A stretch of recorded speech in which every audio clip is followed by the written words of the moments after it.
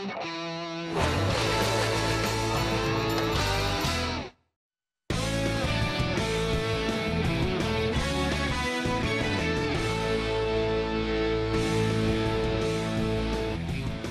would like to congratulate driver number 48, Jimmie Johnson, for winning today's race at the Texas Motor Speedway.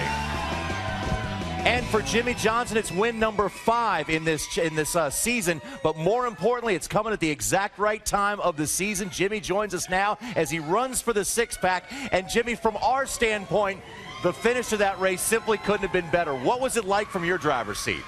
It was action-packed. I'm certainly glad it's over.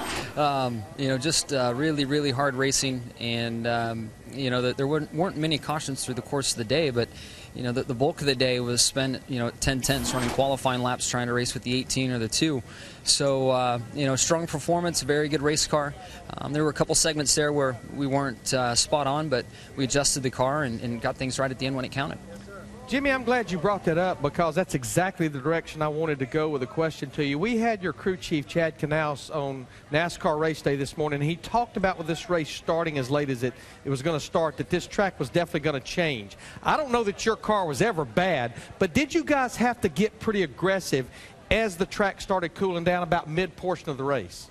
Yeah, we did, and I had to try to get ahead of the curve. I mean, I like a loose race car, so if the things slide in the back some, I really don't say much. So midway through the race, I had to tell myself to speak up a little bit more because I assumed the track would free up as it cooled down. So I had to be a bit more truthful or just a little bit more expressive and explain what was going on because the track was going to be changing a lot through the sun setting and the cooler temperatures coming in.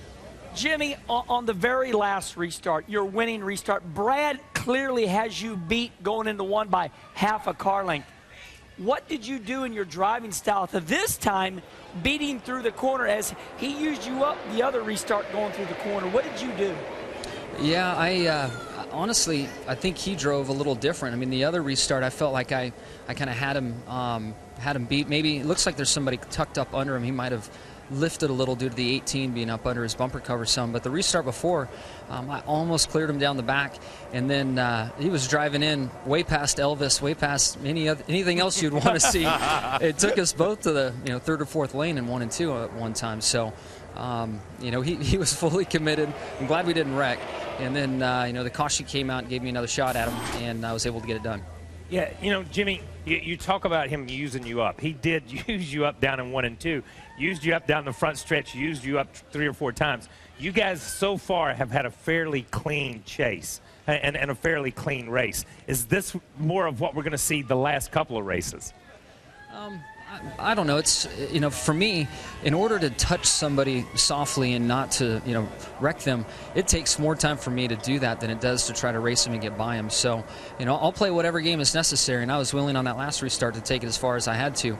Luckily, I cleared him off at turn 2 and went on, but amongst all the red mist that happens in the helmet, I think there's a great deal of respect between the two of us, and I'm not sure if you guys caught it on camera or not, but he walked in here and shook my hand probably 5 minutes ago. So, the red mist in the helmet is one thing, but there's a great deal of respect between the 2 and the 48 team. Did he let you put down the guns before he walked in and shook your hand? He did. Very good point. Jimmie, you've been in this position so many times before, sometimes as a chaser, sometimes as a chasee, and of course you won those 5 consecutive championships. But I found it interesting something you said in the media center earlier in the week, that if you compare this season with 3 to go to even those 5 you won the championship with 3 to go, that you are much more relaxed and you're having more fun. Why do you think that is? I really think it's due to my age and experience in the sport. Last year I was trying to keep a streak alive, and although I told myself it wasn't, there wasn't any pressure associated to that, there really was. And I didn't realize that until I left Phoenix last year when I was mathematically eliminated. So this year, it really is a clean sheet of paper for the 48 team. What's happened in the past is amazing and great, but it's about looking forward and trying to start a new streak or win another championship. So that's been very helpful. The support I have at home from my wife, the fun we're having with our daughter.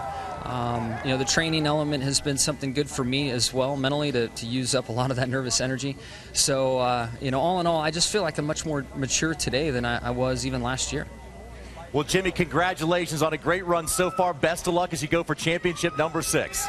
Thank you, guys. One quick shout out to everyone in the Northeast. Hendrick Motorsports and myself are donating, and Lowe's are donating to the Racing Relief Fund. I would like to encourage anyone else to do that as well. And big props to Chevrolet on the 700th win. And thank you for that, too, Jimmy. That's a great thing to do, and everybody should keep those people in the Northeast in mind. That's Jimmie Johnson, 5-time champion, going for 6. Now, heading towards a 6-pack. Here are Jimmy's numbers in this chase so far. 2 wins, Martinsville and Texas. Those are back-to-back. Oh, and by the way, he started on the pole for both those races. Look at the number of laps he's led. That's just in the chase. That's 8 races he's led that number of laps.